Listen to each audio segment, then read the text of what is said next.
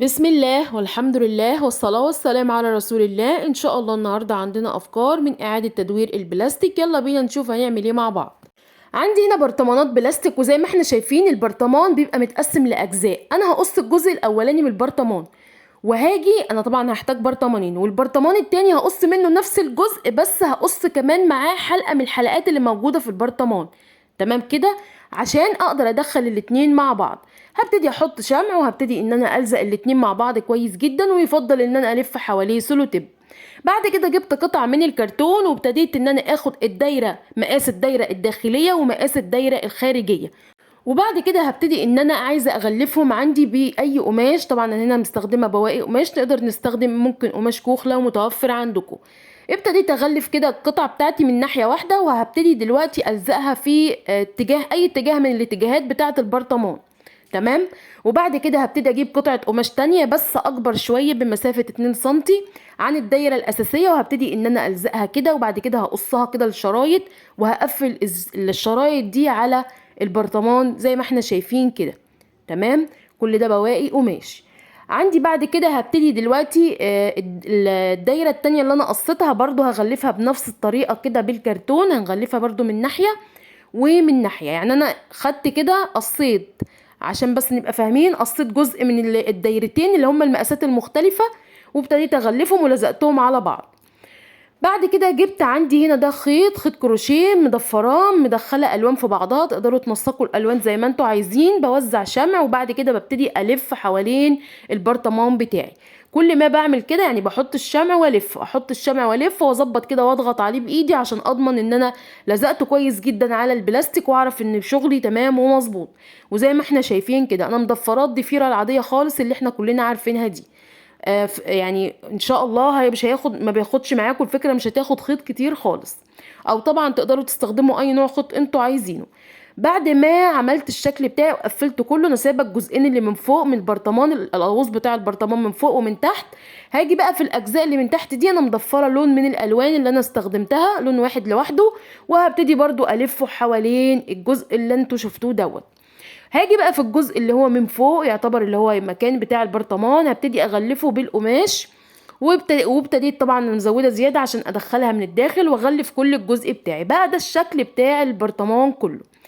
هجيب بقى اللون مختلف برضو تاني من نفس الالوان اللي انا استخدمتها، وهبتدي ان انا برضو هبرمها كده او الفها على بعض، وهبتدي اثبتها والزق. عايزه اعمل بس زي شكل على الفكره بتاعتي.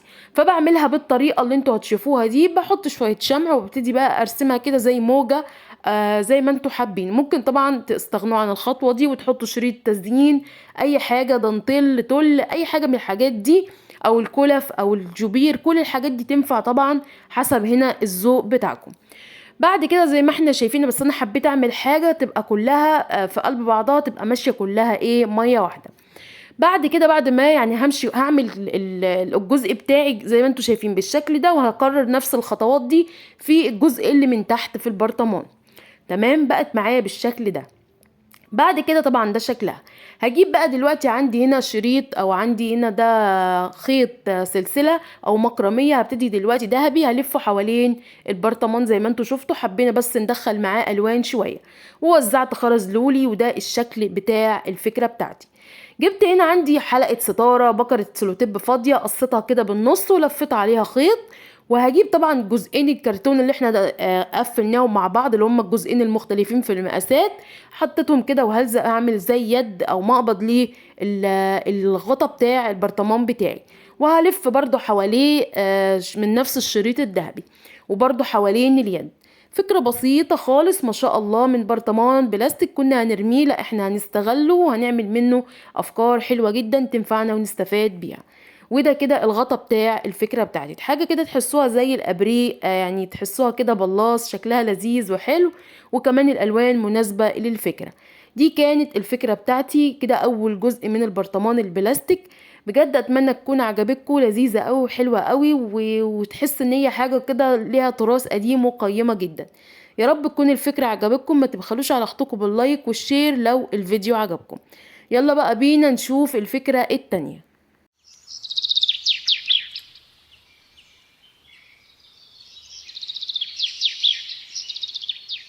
الفكرة التانية عندي كمالة او باقي البرطمان. باقي البرطمان عندي كده زي حلقات لازقة في بعضها، ابتديت ان انا اقص الحلقات دي كل حلقة لوحدها، وابتديت ان انا برضو سايبة جزء حلقتين في قلب بعض.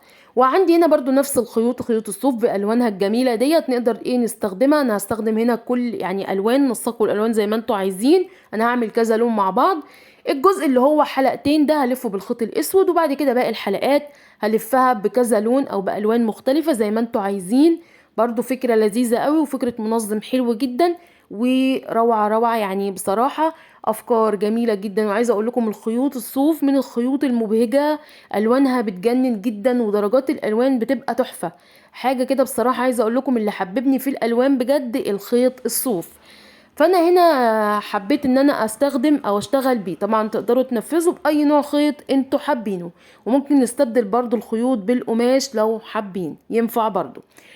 لفيت الحلقة بتاعتي كلها بالشكل دوت، وابتديت ان انا ده الشكل النهائي، دي اللي هو الجزء اللي هو حلقتين في قلب بعض. عندي هنا دلوقتي باقي الحلقات زي ما احنا شايفين، كل حلقة كده الوان مختلفة. هبتدي بقى اعمل ان انا الزق كل الحلقات دي على بعضها، بوزع شمع ويكون سخن جدا، وهبتدي ان انا الزقه زي ما انتوا شايفين كده. عايزة اقول لكم فكرته لذيذة قوي ما شاء الله، كفاية بس الالوان والبهجة بتاعته. فبلزق بالشكل ده. نراعي برضو بقدر الامكان نحاول ان احنا ما نكترش الشمع، يعني نخلي الشمع يبقى على الداخل مش على الخارج، علشان بس ما يبقاش شكله باين. كده كده احنا هنحط برضو شرايط استرسات او تزيين ما بين كل فاصل والتاني، عشان يدينا شكل حلو للفكرة بتاعتنا. بلزق كده بالشكل ده زي ما احنا شايفين كل طبقة والتانية. وانا بشتغل ببتدي ان انا يعني بحط الشمع وبحط الحلقة، وابتدي امسك جزء جزء كده اضغط عليه الزقه واظبطه، عشان يطلع كل الحلقات متناسقة وفوق بعضها، ما يبقاش فيه واحدة خارجة عن التانية. تمام. بعد كده هنا جبت عندي دايرة من الكرتون على قد القاعدة بتاعة المنظم. طبعا لو عندنا غطا مثلا جردل بلاستيك ولا غطا علبة يناسب المقاس نقدر ناخده ونشتغل عليه بدل الكرتون لو متوفر يعني. وببتدي ان انا اغلفه بالقماش، وبعد كده من الناحيتين، وبعد كده هبتدي اثبته في المنظم. عندي بقى هنا دلوقتي انا زي ما قلت لكم هوزع شرايط تزيين، او انا 20 سريت سيلفر لفيته حوالين ما بين كل طبقة والتانية، يديني منظر وبهجة، وفي نفس الوقت لو في اي شمع باين معايا يداري لي اي عيوب موجودة في مكان ما بلزق.